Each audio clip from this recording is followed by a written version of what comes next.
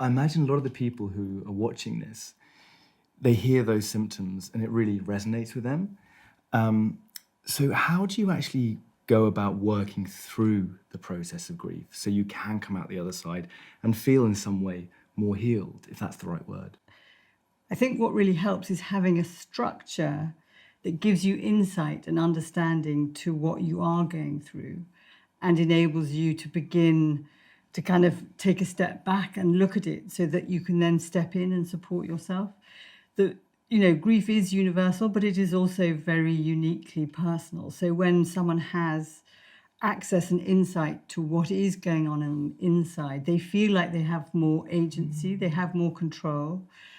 And one of the awful things about grief is that sort of powerlessness. So once they have an understanding, they feel like, okay, I get this, and actually live out the theory, which we talk about is the accommodation of grief, which is that as you, over time, incrementally adjust to this new reality that you didn't want and you didn't choose, you build your life around the loss. Often the thinking is that your grief gets smaller and the pain gets less.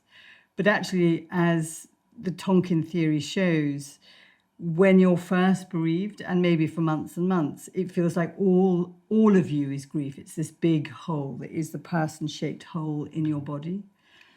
And over time, as you incrementally adjust and allow yourself to express it, every time you express it, you incrementally heal a little bit more. And as you do that, you have more psychological energy for living and engaging in life. So you then have this building around the loss, accommodation, and so that you have more life in your life and you're more engaged with your life. But you can step back and connect to your grief and your loss, whenever you choose. So the first step is really getting an understanding of the process, what you're experiencing, so you realize that you're not going mad. This is a normal physiological response to this terrible instance in your life. And then the way you heal isn't about kind of forgetting and moving on. It's actually that same, I guess, pain that has been there from that loss.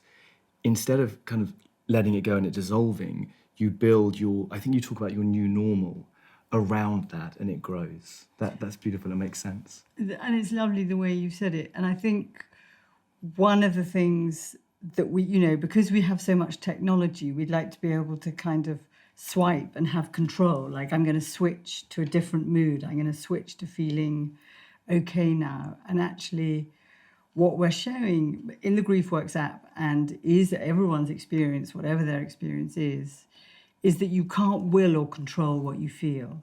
But if you can access support to allow yourself for it to come through your system, every time it comes through your system, you do adjust. And then that, as you said, allows you to heal and build your new normal, your new relationship with yourself and life and everyone around you, given that this person has died.